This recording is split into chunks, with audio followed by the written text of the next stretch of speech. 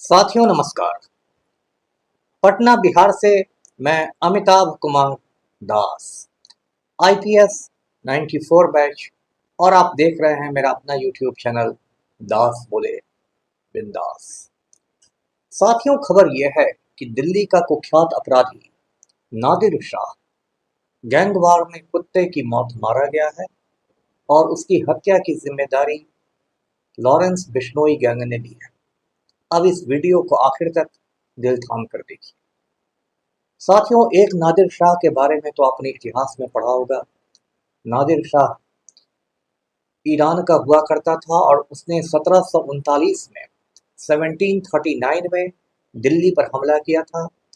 उस समय दिल्ली की गद्दी पर एक नकारा मुगल बादशाह बैठा करता था, मोहम्मद शाह रंगीला, जो दिन रात नाच गाने में डूबा रहता था। नादिर शाह ने दिल्ली में कत्लेआम मचा दिया। उसने खून की नदियां बहा दी दिल्ली में, कोहिनूर हीरा लूट कर ले गया, मुगल बादशाहों का मयूर सिंहासन लूट कर ले गया और बड़ी तबाही मचाई।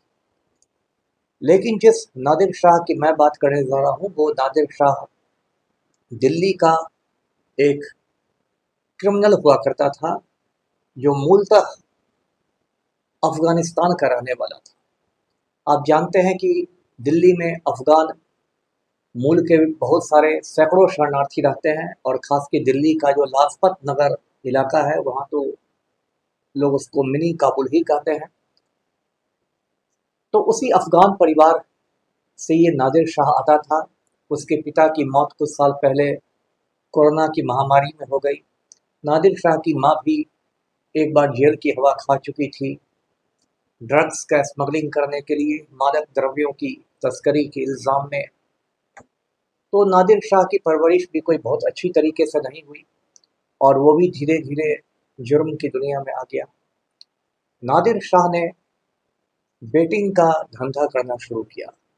ये बेटिंग जो होती है, इसको हिंदी में कहते हैं सट्टेबाजी, सट्टा लगाना। और ऐसे तो सट्टेबाजी किसी भी चीज़ में हो सकती है, घुड़दौड़ में हो सकती है, किसी भी चीज़ में हो सकती है, लेकिन क्रिकेट में सट्टेबाजी बहुत बड़ी है और उसमें करोड़ों का वारा न्यारा होता है। उसमें बड़े बड़े माफिया वाले शामिल होते हैं, बड़े बड़े क्रिकेट खिलाड़ी शामिल होते हैं, सफ़ेद पोश नेता, सफ़ेद पोश अधिकारी। ये सट्टे का बाजार बहुत बड़ा होता है। तो नादिर शाह ने सट्टेबाजी का काम शुरू किया और उसमें उसने अकूत दौलत कमाई। वो करोड़ों का मालिक हो गया और उसके पास इतनी दौलत आ गई कि उसने दुबई में अपना एक होटल खोल दिया। आप जानते हैं कि एक देश है संयुक्त अरब अमीरात, ये दुबई वहीं का एक बड़ा शहर है।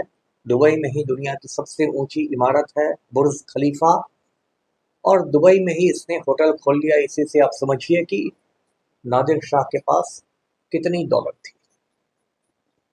उसके बाद उसने कुछ महीने पहले दक्षिणी दिल्ली में एक इलाका है ग्रेटर कैलाश, वहाँ एक जिम खोला। जिम का मतलब आप जानते हैं, जहाँ लोग कसरत करने जाते हैं, डोले शोले बनाने जाते हैं, सिक्स पैक बनाने जाते हैं। आजकल के युवाओं में बहुत क्रेज़ है जिम जाने का। तो उसने एक जिम खोला जिसका नाम था शार्क्स जिम। और ये जो दक्षिणी दिल्ली का इलाका है ग्रेटर कैलाश, जिसको संक्षेप में दिल्ली वाले जीके कहते हैं, ये बहुत पॉश इलाका माना जाता है। उससे बड़े बड़े वीआईपी रहते हैं, दिल्ली का एक वीआईपी इलाका है। तो इसी जीके में E26 नाम के बंगले में ये जिम चला करता था। ये जिम का मालिकाना हक पूरी तरह नहीं था नादिर शाह का, लेकिन वो पार्टनर था, यानी कि 2-3 लोगों के साथ उसने पार्टनरशिप में ये जिम खोला था। अभी 2-3 दिन पहले की बात है, 12 सितंबर की बात है। रात के पौने 11 बज रहे थे, 10:45, और ये अपनी कार के पास ये खड़ा था नादिर शाह। एक दो दोस्तों से बात कर रहा था, उसके बाद कार में बैठ के अपने घर चला रहा था। ये दिल्ली के सीआर पार्क में रहता था, चितरंजन पार्क में रहता था, जो मूलतः बंगालियों का इलाका है। अचानक एक चेक की कमीज पहने आदमी आया और उसने धुआंधार गोलियां चला दी। नादिर शाह वहीं पर गिर गया, उसे 5-6 गोलियां लगी। उसे उठा के लोग ले गए, साकेत में एक मैक्स हॉस्पिटल है वहां ले गए, लेकिन डॉक्टरों ने कहा कि ये मर चुका है। और इस तरह नादिर शाह की मौत हो गई, उसकी सारी दौलत यही रह गई और वो सुपुर्दे खाक हो गया, यानी कि मिट्टी में दफन हो गया। उसकी उम्र सिर्फ 35 बरस थी। इसलिए कहा गया है कि लालच बुरी बला है। आप दुबई में होटल के मालिक भी रहते हैं और 35 साल की उम्र में मिट्टी में दफन भी हो जाते हैं। अब बात ये आई कि नादिर शाह का खून किसने कराया। तो नादिर शाह के खून के कुछ ही देर बाद सोशल मीडिया पर एक संदेश वायरल होने लगा। ये संदेश रोहित गोदारा नाम के एक गैंगस्टर का, एक क्रिमिनल का था। इसने कहा कि हम लोगों ने नादिर शाह का खून किया है और जो रोहित गोदारा है ये लॉरेंस बिश्नोई गैंग का एक सदस्य है। और रोहित गोदारा ने कहा कि ये जो था नादिर शाह, ये हमारे काम में अड़चन डाल रहा था, टांग अड़ा रहा था। और समीर भाई का संदेश आया था तिहाड़ जेल से कि इसे ख़त्म कर देना है और इसलिए इसे ख़त्म कर दिया गया। जो भी हमारे दुश्मन होंगे उनसे जल्दी ही हमारी मुलाकात होगी। इसमें एक और धमकी भी छिपी हुई थी भविष्य के लिए कि फ्यूचर में भी हम अपने दुश्मनों को ठिकाने लगा देंगे। अब नादिर शाह का खून क्यों हुआ, क्यों दुश्मनी थी उसके, उसमें बहुत सारी थियरीज आ रही हैं। ये जो लॉरेंस बिश्नोई है ये पंजाब, दिल्ली, हरियाणा वगैरह का बहुत खूंखार अपराधी है और ये दिल्ली के तिहाड़ जेल में बंद था। कुछ वक्त पहले ये फिर गुजरात के साबरमती जेल में गया।